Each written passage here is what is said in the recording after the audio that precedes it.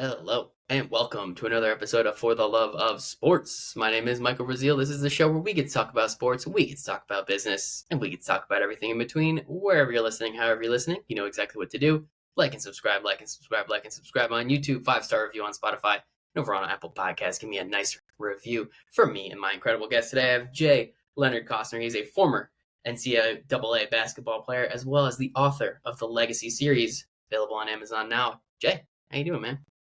I'm doing good, man. That was a fantastic opening. It sounds like you practiced a few Thank times. you. Yeah. It's like I've done this 400 to 700 times at this point, give or take. I couldn't tell. Give or take. I couldn't tell. Yeah, I appreciate that. We got the baby screaming in the background. This is going to be a good one, man. I appreciate it. Jay, very excited to chat with you about your former career. I'm sure you still throw up some hoops every now and then, so excited to talk a little bit about that. Excited to talk about the writing process, the book, all of it. The first question I have for everybody on the For the Love of Sports podcast is, Jay, why do you love sports so much? For me, I was born into sports. My father was a professional basketball player, so like having sports ingrained in my DNA was just kind of something that I had no choice over, right? My earliest memories are of basketball. I was raised in Europe. At 6 weeks old, moved to France for a year, then to Italy for 2, and then Athens for 9. And all this time, I was just sitting there watching my dad play basketball. And literally, he's a 7-foot tall man, right? So literally, it's you're like watching Titans, do battle on the court, and it's the greatest thing ever. And I just had to be one of those people. No forcing, on his part, but I had to be that guy. I love it. Very nice of your dad for not forcing that on you. Out of curiosity, how tall are you? I am only 6'7", 6'8". Only. Okay. Yeah, you're not quite 7 feet, but yeah, 6'7", 6'8". That sounds like a good sized basketball player. But no, I think that's pretty cool, man. And yeah, as you said, kind of, you were in France, so you got a little Rudy Gobert. You went to Italy, you got a little Danilo Gallinari. Then you go to Athens. I mean, we all know Greek freak out there. What was it like, especially growing up? Like, did you pay attention to like the NBA versus the European game and kind of understand like the differences, or was it really just kind of being enveloped in what your dad was doing and kind of who he was playing and where he was playing at the time? Yeah, so like, being that young, you don't really have too much control over, what gets watched and all that stuff. Censoring of, content really wasn't a thing back then. Is really just watching him. Now he was, at the time, a lot of NBA guys. He was a former NBA guy himself. Went overseas because the money was better at the time. So, I saw him play like John Sally, Priest Lauderdale, like all these other guys, Mitchell Wiggins. Andrew Wiggins' father was on the same team as my dad at the same time for a few years in Greece. And, his kids with Andrew Wiggins, so it was enough to see, NBA guys and Euro guys at the same time. That is pretty cool. I guess, did you really have any idea what was going on, especially when you were younger? Like how cool in the moment it was? I had an idea that it was like the most awesome thing you could ever do, but not in the sense of, playing the sport, right? Like, it's like, oh, that's cool that you're playing the sport, but like the atmosphere, the environment, if anybody's ever seen or been to like a Premier League, game or PSG or any soccer, football, team, the fans that go crazy in the stands is condensed into this enclosed building where there's SWAT lined up around the top of the arena, and you're in like a fucking bowl or whatever, and they're throwing cherry bombs across the court, and everybody's chanting, and it's like, how do you not love this? This is like pure chaos.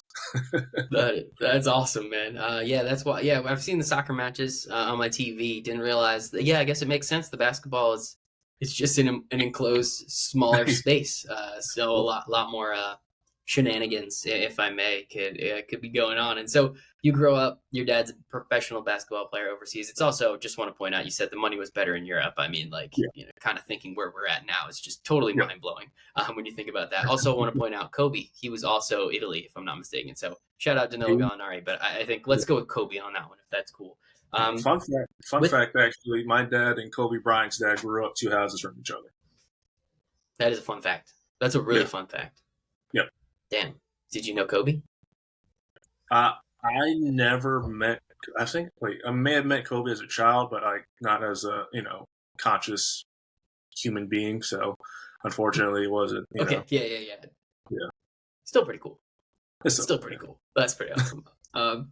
Really fun fact, actually. That's a really fun fact. What I guess, like, so you, as you said, you were always into it, right? Your dad was a basketball player. As you said, it's Titans doing battle. You're however tall you are. When you're younger, you're not quite 6'7" yet. So seeing someone that's 7 feet, I see someone that's 7 feet, and I'm like mind blown. I can only imagine when you're 2 feet tall what that's like.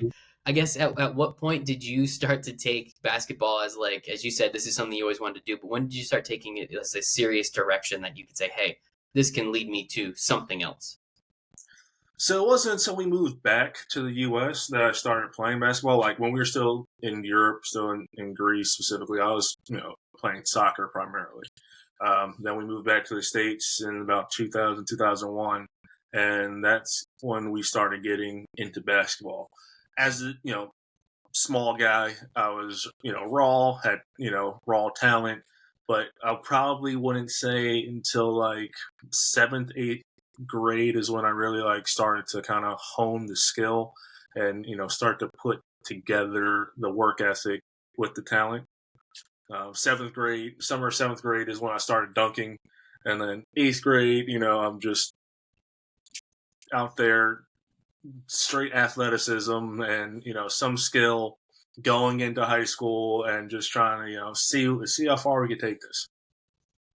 That's awesome. Dunking at 7, I still can't dunk. So shout out 7th grade Jay. Seems like he had some hops.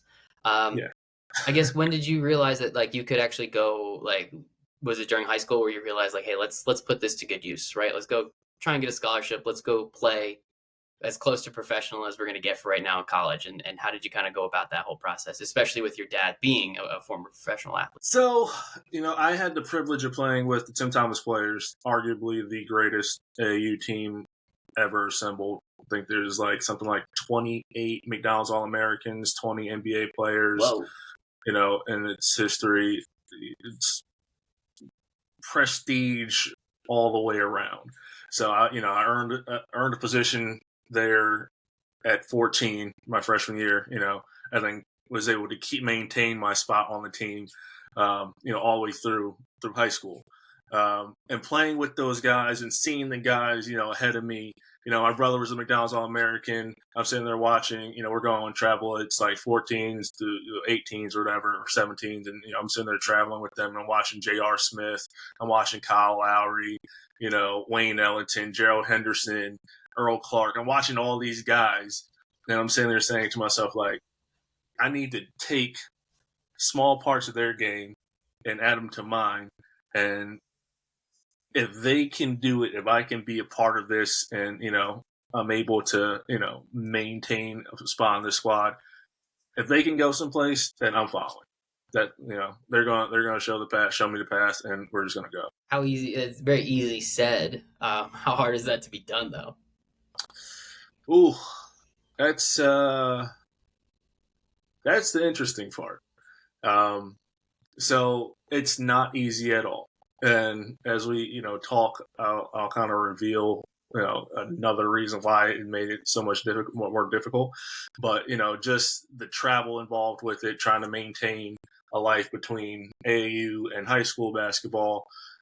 High school basketball don't really, do things to progress your college, prospects. So if you want to focus on AAU, then high school may kind of suffer, which is an issue there. But you got your requirements for high school, daily, 6 days a week, AAU every weekend. I was training 3 times a day, So it was from 14 to 18 or so.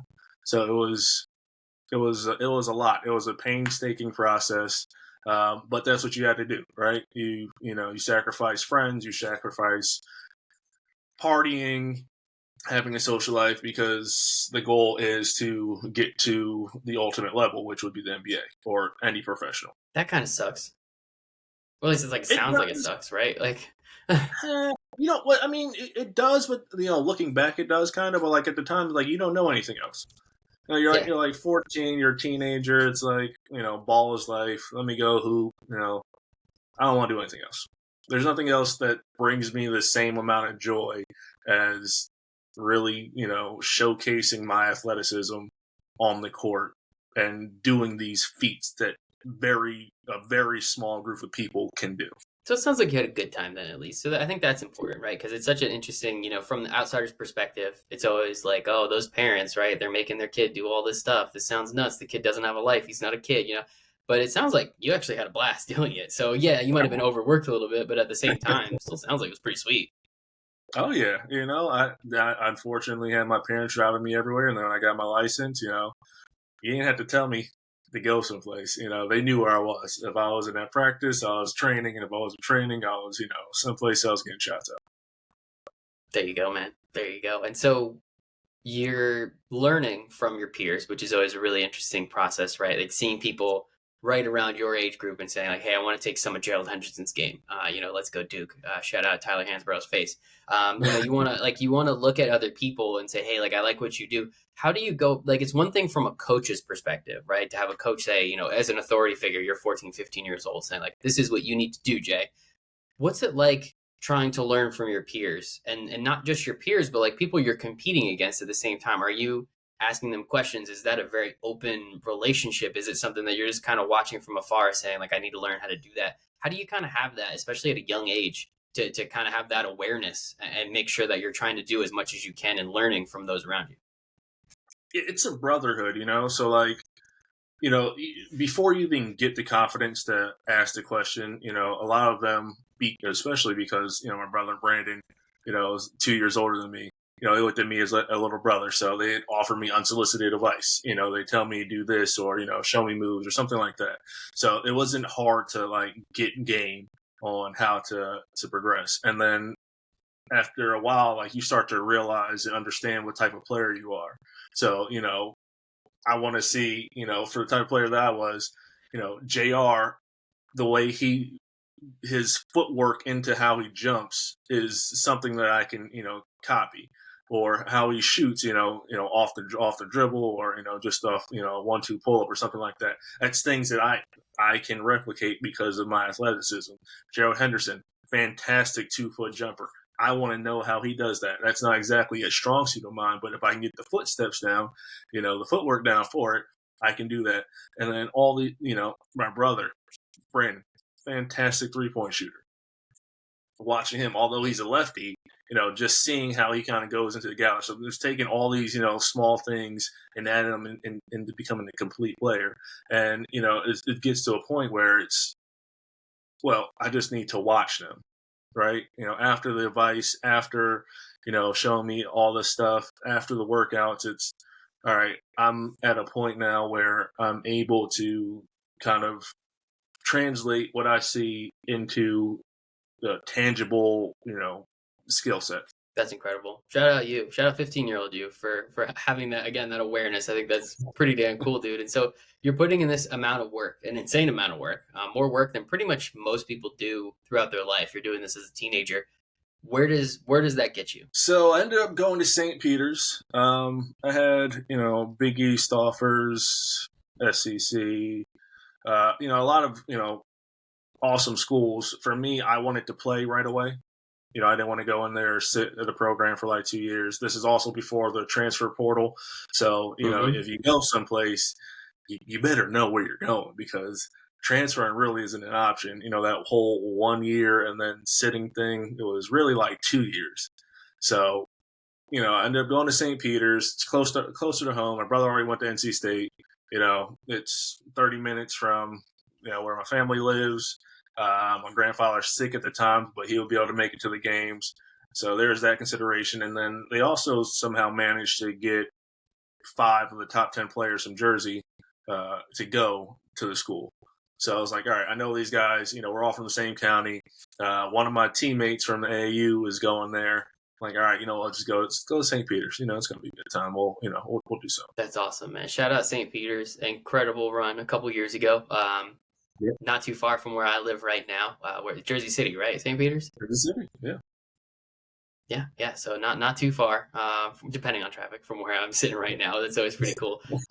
That's awesome, man. I mean, Division I, absolutely incredible, huge opportunity for you. I mean, that's so. Congratulations. If anyone hasn't said it in a while, congratulations to you, Jay. I think that's it's such a frustrating thing when a lot of people are like, oh, you only went to St. Peter's. What do you mean you only? Like that's amazing. You played Division I basketball. There's only like a percent of people that have that opportunity to do something like that. So I always kind of want to make sure that's like, it's awesome, dude. That is absolutely fantastic. I mean, we also won a conference championship. We went to the NCAA tournament. We lost to Purdue, Hell yeah. And then a few years later, have another Cinderella run. Lose to, I think they lost to Purdue actually too, or no, they lost to UNC that time. UNC, yeah, Elite Eight. Yeah, Elite Eight, yeah. So I was, I wasn't able to play at the time, but I was still on the team. So but we'll get to that. Hell yeah! You were still on the team when you guys went to. Yeah. Really? Yeah, that sounds like. So, do some math for me on that one, if you don't mind. So in 2011, when I graduated, I was still on the team. But if you were to go look up my stats, basically I kind of like fall off the map after my sophomore year. That's because I broke my neck my junior year, 3 days into official practice. And then, before official practice. And then my senior year, I had to have my pelvis reconstructed because my leg disconnected 3 days into official practice. 3 days. 3 days. 3 days. Oh, okay. 3's are not your lucky number, huh? 3 was not the lucky number, unfortunately. And so, yeah. So you're still technically on the team when all this is going on. I mean, how frustrating is it? Frustrating? Is it awesome that you still get to be a part of it? Like, what are you dealing with while you're kind of seeing everything that's going on? Oh man, it was difficult because I was recruited there to be a wing player. Ended up going there and they have me playing 4 and 5. I'm tall, but I don't have the body size to do that. That's not the type of player I am. I'm a 3 and D guy. I'm a slasher. I have a 48-inch vertical. I don't need to be on the box banging with people because I can guard down low. So it kind of that exasperated my pelvis injury. After my sophomore year, I was runner-up for the 6th man of the year. I lost it to this kid from Siena because they had a better record than us, although my stats were better. Junior year, not salty about it. Not salty about it at all. It is what it is. Junior year, I broke my neck, displaced my C6 and C7 vertebrae. Actually, Kyle Anderson was in the gym at the time too, playing. He and I played at the same AU program as well. So yeah, he was. This is a whole thing. So freshman takes my legs out. My shooting arm goes the complete wrong way. My shoulder blades pop out my C6 and C7 vertebrae. I have extensive nerve damage. I can't feel anything for 6 months, but I end up coming back that season and playing. My senior year, 3 days into official practice, we're playing.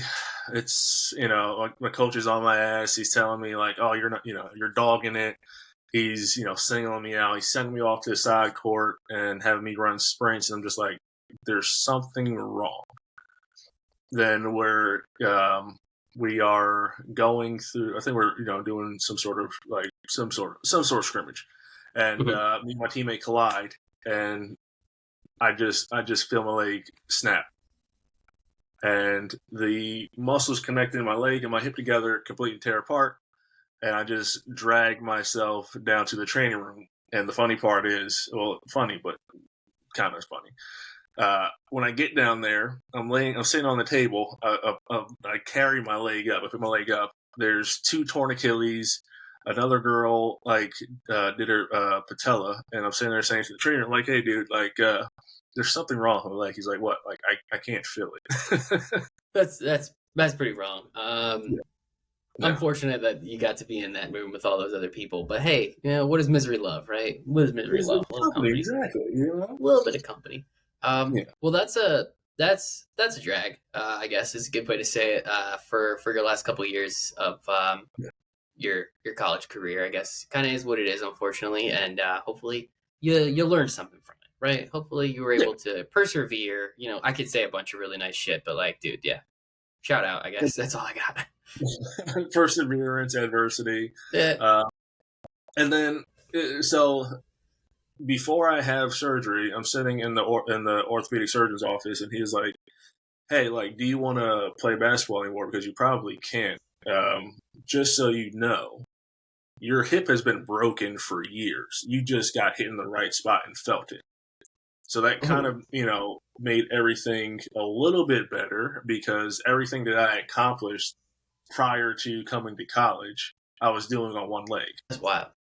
Yeah. Wait, how many years was your hip broken for? Sophomore year of high school is when I could feel the discomfort for the first time. So before that, I had a genetic issue where the head of my femur was a rectangle in the ball socket. So anytime since birth that I rotated my leg, it shredded away at the cartilage, torn labrum, chipped the bones off the front of the hip socket. It was severing the muscles, and it was a whole thing. So got in the right spot, felt it all. There you go. Well, at least you got some closure. There's another one I could give you. You got a little closure to the whole thing. Well, that's cool. That wasn't the end of it, though. Oh, wait, there's more? There's more. All right, Jay, lay it on us, buddy. What else you got? So it was a 2-year recovery process. I had to do 5 days a week for 6 months in physical therapy, and then another 6 months, 1 day a week, and then it was a full year of no physical activity whatsoever. So at that time, I started coaching at MKA. It's the high school Kyrie Irving went to his freshman and sophomore year. Start coaching there, and eventually I'm able to start working out again. So I start working out with the kids, and one thing leads to another, and all of a sudden, I feel good. Long story short, I start training again.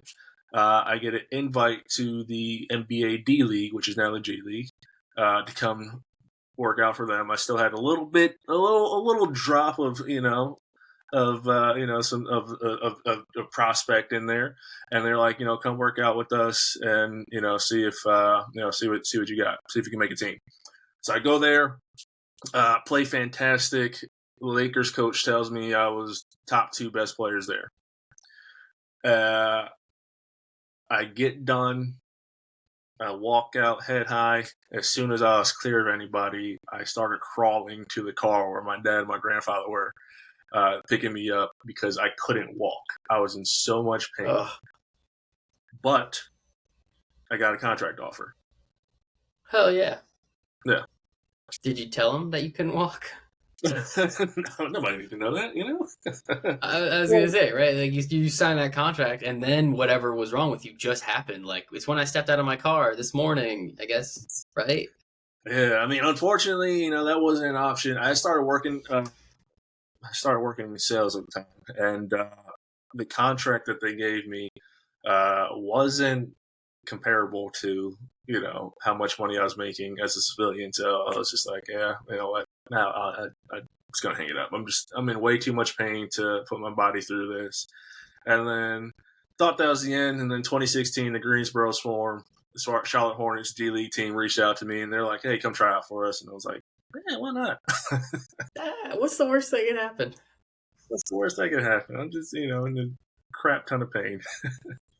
Did you get a contract offer from them too? I didn't stay around. I didn't like. It was like I think the team was like kind of new at the time, and like I didn't really like the whole vibe of just like the process, and it was just like, what am I doing? This hurts. This hurts. I don't want to do this anymore. Yeah, if it hurts, it doesn't make any sense. But it's pretty cool though. Like that has to give you some sort of satisfaction, right? Knowing like, you know, it does. sucks that things didn't quite work out. You know, your body have, you know, quote unquote failed you a little bit, but like that's got to be pretty cool knowing like, damn, like I had a pretty legit shot. Like I probably could have done it if a couple things, and you know, that's the other thing, right? A lot of things have to break right for you to become a professional athlete. Unfortunately, Yep. things just did not break in your direction. They broke the opposite way, but that story has been told many, many times in both of those directions. So, I mean, and that's got Yep. still got to be pretty cool, especially being a little older, a little wiser, being able to look back on that and be like, you know what? Yeah, it sucks, but at the same time, it's pretty damn cool.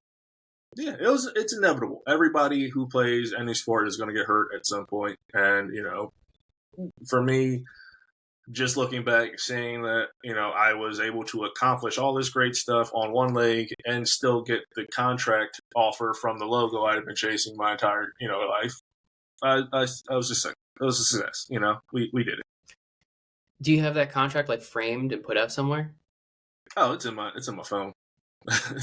Yeah. Okay. Just in Okay. I case, guess that's just in true. case anybody need to see, like, yeah, no, I got the contract offer. It's right here. Not feeling so great one day, you know, want to feel a little bit better. You know, it says Lakers and it says my name and it says contract offer. So I feel pretty good about myself here on this one. Dude, crazy story. Appreciate you going into all that. I'm sure it's not like the most fun thing to talk about, but I always appreciate understanding kind of, especially athletes. Yeah. It's just, it's always something, right? If it's not one thing, it's another. In many of the people that I've spoken to, unfortunately, again, as I said, it didn't quite break in your direction, but we have heard stories on the show specifically where it did break in the athlete's favor, right? So I think that there's just millions of those opportunities, and sometimes they work and sometimes they don't. And I'm not like a everything happens for a reason kind of guy. I think that's like a little corny, but Yeah. I do believe you can actually learn something from every situation, and I do believe that you can pull good information and good lessons from a lot of things, such as something like this. So, kudos to you, man, for doing all that, especially on one leg. You're way better at basketball than most people, and you only had one leg. So, great job, Jay. Yeah, I appreciate that. Yeah. It was meant to be. You know, corny as it is, it was meant to be. You know, if that didn't happen, I would be a different person. I Yeah, have a different life. You know, and I'd still be chasing something that, hey, we wouldn't be talking had that came to fruition. So that's true. Lucky you, then. Lucky you. yeah. Lucky you, Yeah. man. So you go from playing sports. Did you always want to be an author? Was that always kind of like like, hey, I always want to write a book? No, it wasn't. So actually, I was a art major, and when I started writing the book, I was laid up from just having surgery to have my pelvis reconstructed, and for a month during this recovery process, I started having this reoccurring dream verbatim every night, and I started to jot it down, and eventually it turned into a whole novel. And when I committed to writing it, I took it as kind of like a bucket list opportunity. It's how many people actually write books in their lifetime or say they want to write books and don't do it. I'm also mourning the life that is kind of dead, for lack of better words. And it was also took it as a different art medium. It was like, all right, if I'm going to express myself this way, like let's do it just as authentically as possible. Like I'm not George R. R. Martin. I'm not James Patterson. I'm looking at all these guys and trying to figure out how they write, and I just can't write like that. So let's do this as authentically as possible. Let's look at it as a different art medium, and that's how the first book came around. That's pretty cool, man. Especially if you knew that you got that outlet too, right? As you said, you were laid up. Art's always been your thing. Like there's a lot of art is subjective. Like beauty's in the eye of the beholder, but at the same time, creating art, right? Like I think creativity can come out in many ways. I always tell people like this is my creativity, just asking other people questions, right? Like that's how my brain works is when I talk, that's when I learn the most. And that's how I kind of get stuff and get questions to and from people. So I think creativity comes in a lot of different ways. And so I guess you're sitting down. I mean, like it's this world building, right? The Legacy series. You have 3 books. First one just titled Legacy, if I'm not mistaken. And so like you're laid up.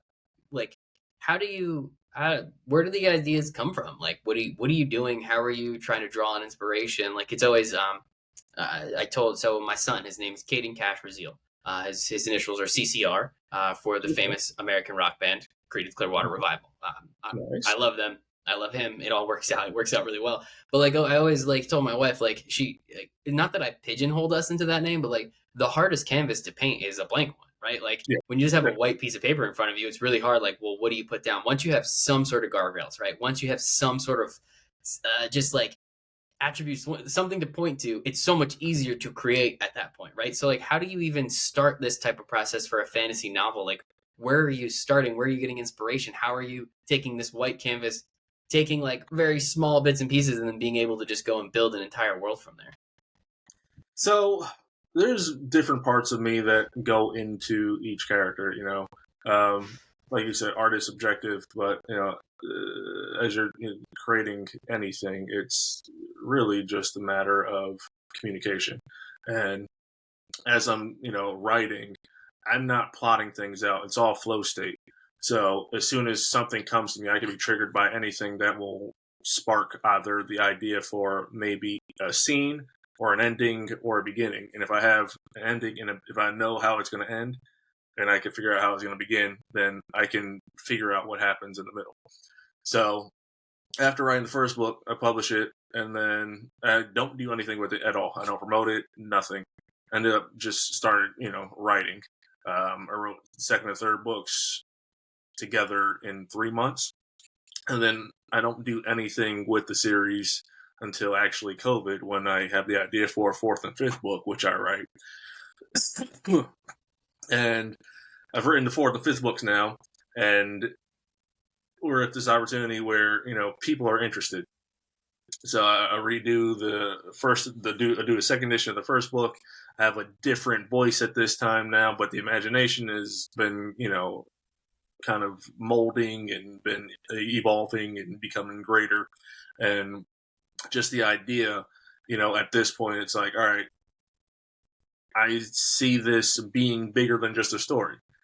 For me, Legacy as a universe is a Marvel, it's a DC, it has all these elements that, you would find that you would love from like Harry Potter or something like that. But unlike all those people, like I draw from history. And the nice thing about, Legacy is the characters are tangible. They're the people that we're descended from. How many of these, fantastic, worlds, that universes that have been built, can say they have tangible superheroes? None of them. Nobody's Captain America, nobody's Thor. As much as we love Harry Potter, we don't have magical powers, But there are people in the world who can still be, kind of the characters from these stories that I'm creating. So, writing the sixth and seventh book now, we are expanding the universe. We have an opportunity at the moment, writing a script, possibly for a feature. Like there's a whole bunch of stuff going on, but it's, business because I have the experience. But again, it just goes back to the art, because for me, the entire scope of the project is still a part of this art project. It's a collection now, right? Like we're gonna put together a whole gallery and see what the gallery looks like, once all these art collectives are done. That's awesome, man. Yeah, it's always novels in particular are very interesting. So I personally I do a lot more nonfiction reading. My wife though, like all she reads, she like rereads Harry Potter like every other year, like all the books. She just goes through it. Like she's like, so when we actually sent the books to my house, like I was looking at them like, this is pretty cool. The cover art is killer. So we'll start with that. And I just like left them on the table because it like came through the mail. So I put them on the table, and my wife's like, what is this? This looks pretty cool. And I was like, yeah, I'm going to be interviewing this guy. If you want to read him, you're more than welcome, right? So I think she's going to be diving in pretty soon. So I do appreciate you, you sending us over. But I know what she thinks. Let me know what she thinks about him.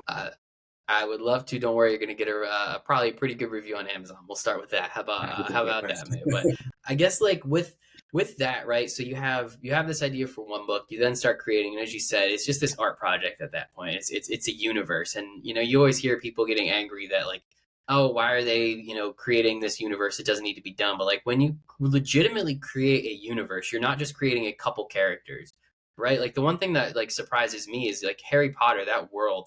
Yeah, they tried to make a couple of those Fantastic Beasts movies. Yeah, they all sucked, but I think it was just poor execution. Like that is such a cool world that you can go past, present, future in so many different areas. And like, again, if you're within the world and it can be believable within the world and it doesn't suck like those last movies, that's interesting. Like I think they can do a really good job with that. How do you make sure that you're writing books like this for a universe and not just for like this one character and this single quest that they're going to be on? Because you see so many times where it was one movie and it was one quest, and they're like, we made money, so you know what we're doing? Fucking making more. Like, how do you make sure that you don't fall into that trap? So as you're writing, right, you got to just remember that the journey that your protagonist is going on, there's going to be people along the way that are going to help carry the story. He's going to meet people. If you think about your life, for everything that you've done to be where you are, there's no difference, right? You've met people that gave you advice, or things have happened that kind of shape your course of action, and really that's what we're talking about. In Legacy, all the people who fight in this institution that was created during the decline of the Roman Empire are what are known as Bloodborne, and they're the descendants of history's greatest warriors. So there's a plethora of warriors from our history that have had, offspring and heirs and things like that. And once you start going down, like you start realizing like, hey, if we tell a certain story, right? And there's characters and the way that the world is set up, that there's these characters, and these characters, although they might be like, kind of lesser featured people in the story, they also would have a background though, right? They would have some sort of, way of saying like, hey, how did you meet up with our protagonist at this point? Are you going to survive? Are you going to die?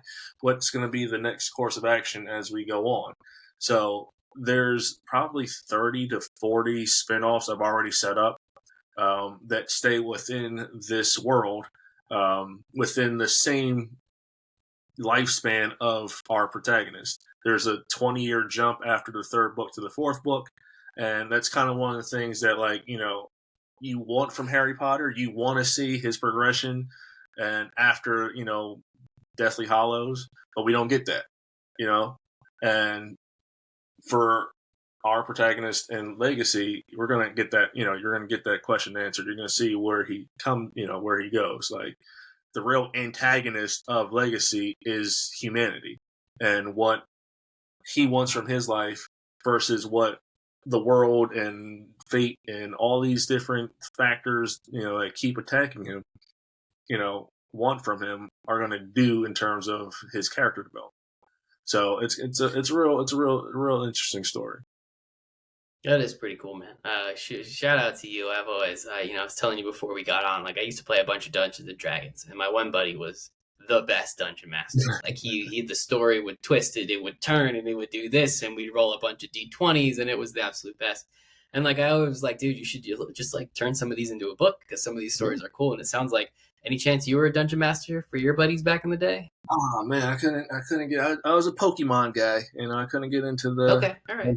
Well, actually, if you can't see it, but there's actually a 151 poster right there on my door. You can just see the quarter of it right out of the corner of my eye. But OG Pokemon is always the best. That is awesome, man. And so I guess taking it back to sports a little bit, maybe not the best segue I've ever had on the show, but whatever, it's my show.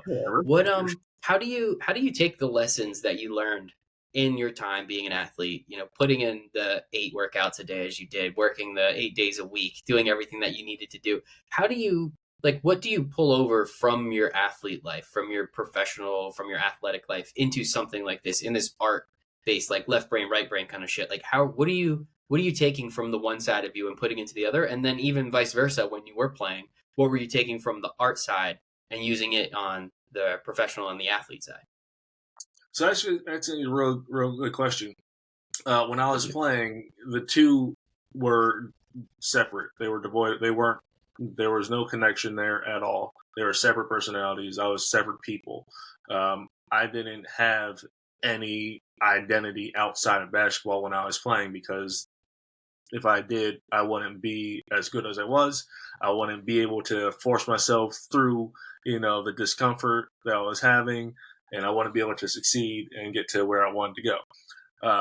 And then after that, it was, all right, now that I'm in this position, a lot of this stuff is, I gotta have an outlet. I gotta express the way I'm feeling, because playing basketball, and everybody got all up in arms about, the whole shut up and dribble thing. But really, that's what it is. That's not a new concept. You're not allowed to talk. You're not allowed to speak. You're not allowed to have personality. You're not allowed to do anything other than listen to somebody who's telling you that they know what's best and to follow their directions and shut up and go run the play. You want to have you got an opinion? Okay, have an opinion on the bench, because you're not gonna get there. And then as we're going through the art now, it's very vulnerable, right? It's all these things that I couldn't say. Writing now has been and do all these podcasts and all this stuff. It's the longest anybody has ever heard me speak. And it's there's a massive vulnerability to that, because like I still kind of have like a tie to this person that's haunting me from a past life that I'm not going back to. I can't get back. Although, because I'm in pain daily, it's sitting on my shoulder, the person I used to be, and trying to find and commit to this new person and this new life that, is being so fulfilling. It's very difficult. It's very difficult, but it's a pain before prosperity thing, right? It's, you got to go through the lumps. You got to, go through the hard times. You got to push yourself through, persevere, go through the adversity. Adversity was the one word that like high school coach literally said every game. We talked about adversity and adversity of if we were to go down. Mind you, I think we only lost 3 games ever in the 4 years I was there, but it's the adversity, right? If anything was to go wrong, how would we, kind of work ourselves out of it? And that's where we are. That's where I am now. It's, being able to persevere through everything that I went through into finding a way to communicate all this stuff into something that really is going to face more judgment. And that's what it is. It's, it's a matter of, it's art. It's a matter of opinion. That's all art is. It's, the way I'm trying to communicate what I'm, processing and creating versus how somebody's receiving it. And if we can kind of marry those two worlds there, that's where the value is. That's beautiful, man. Shout out your high school coach for knowing that you were going to go through some shit, right? Like not just on the court, obviously. The adversity comes through in a couple different ways. So it sounds like he's a pretty smart guy. So shout out him for what he was dealing with. So no, man, I think that this is really damn cool. Say it again. Bobby Farrell, yeah, he. I want to say he's the winningest after Bob Hurley. I think he's the second winningest coach in New Jersey State history. GD, that is a pretty incredible, pretty good list to be on top 2. So shout out Bobby. That's awesome. Yep. No, man, this is really cool. I really appreciate you coming on. I guess tell us, where can we learn a little bit more about the stories? Where can we learn a little bit more about you? The headshot that was sent over to me, looking really good, dude. So if you want, I can blast that all over the internet too. So maybe we could just tell people where to find that headshot. That's kind of a good one. So tell us, where can we learn a little bit more about what you got going on? So you can go to legacyuniverse.io, and there's a whole website there. Got some background on, kind of the world itself, how it was created, the characters, all that stuff. You can go in there, learn about everything legacy related, learn about me. There's some authors posts, some kind of more in-depth, like more thought-provoking, articles that I've written in there. You can also go to our IG page, The Legacy XII. And then on YouTube, it's Legacy Universe. And then also, if you want to just Google Legacy J. Leonard Costner, the greatest thing about Ross is, the amount of SCL he's been able to put out there for me. So there's a whole bunch of great content out there, magazine features and podcasts, Mike's podcast is going to be up there soon, and you can go there and just kind of learn everything that you want. I love it, man. Ross is the best. Appreciate him, but also appreciate you, Jay. This has been really cool, man. Excited to check out the books. Excited for my wife to read the books, because admittedly, it's literally right up her alley. When she saw it, she's like, "This looks pretty cool." I was like, "Please read it. Don't tell me all about it, because I want to read it too." But I hope she does too, man. Jay, this has been great. Jay Leonard Costner, former basketball player. author of the Legacy series, available on Amazon. Where else can you get it? Is there any? Where should we tell people to get it? Yeah, let's just go to Amazon. I'm pretty sure it's Amazon, available on okay, Barnes cool. and Noble. It's available anywhere books are sold. But right now we're about to do this massive kind of thing in the next week or two that's kind of going to skyrocket this situation. So if you could go to Amazon and leave a nice review, it's going to look a little bit different in about 4 to 6 weeks. Like the sound of that. Good shit, man. Awesome. And then we were looking out for a couple more books coming down the line. A movie. You got all this shit going, man. We got a bunch of stuff coming on. Awesome. Yep. Thank you, Michael. Can't wait, dude. No, pleasure is all mine. Thank you for your time. Time's the only thing we don't get more of. So I appreciate yours. I appreciate everyone listening. But other than that, man, hope you guys have a great rest of your day. Bye, everybody.